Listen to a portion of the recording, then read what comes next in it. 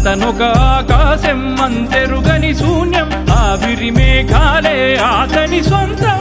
అరమరి కలవైరం కాల్చెడి అంగారం, వెలుగుల వైభోగం అతని నయనం. ప్రాణరుణ బంధముల తరువును పుడమిగ నిలుపుటె తన గుణం.